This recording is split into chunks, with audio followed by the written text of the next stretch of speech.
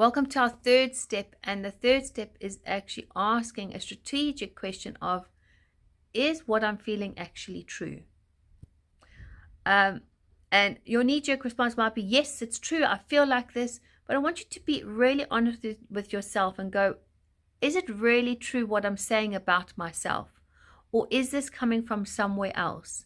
Is this coming from a projection of my childhood? Is it coming from a projection of other people? Who am I comparing myself to? Is this really true that I'm saying that I'm a failure, or I can't do this, or I can't do that? And 10 times out of 10, you'll realize that what you are saying and thinking is completely incorrect. You don't have all the content there, and you're just having a wobble at the moment, okay? And when you start realizing and going, actually, do you know what? I'm human. And if you actually start saying, I'm human, then you start realizing, well, in actual fact, what I'm feeling isn't really a true thing. It's just a projection or something that I've been holding on to that's maybe brought up something from childhood.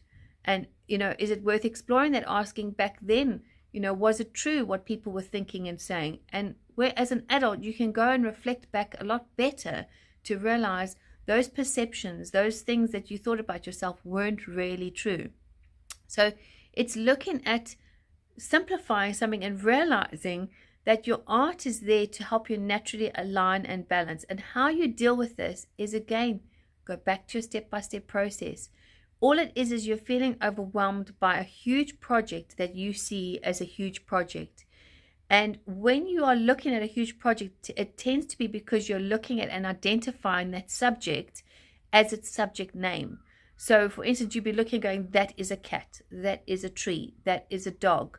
Instead of going and breaking down the simple step process of what are the shapes, what are the dark shapes, what are the light shapes, what are the outlines, that check-in step-by-step process of, it's not what it is in front of me. All I have is a series of lines, angles, dark shapes, medium shapes, and light shapes. And then I have my edges. That's all I have. So it's so important to write that checklist and have that and tick it off as you go along. So have I checked in all my dark shapes? If I'm stuck, go back to my dark shapes, because my dark shapes help me identify something.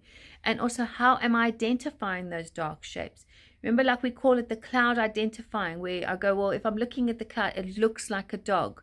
The more you can identify with what that shape is over and above what the actual subject is, the easier it is to connect your brain to understanding what you are drawing on your paper.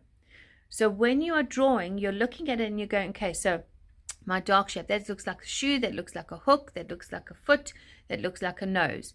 Now I can go and draw that in that outline, right? What does the light shapes look like? It looks like a cup, it looks like a smiley face, looks like a dolphin. Let me go and draw those. And then now I ask myself, where are the dark, medium, and light pressures?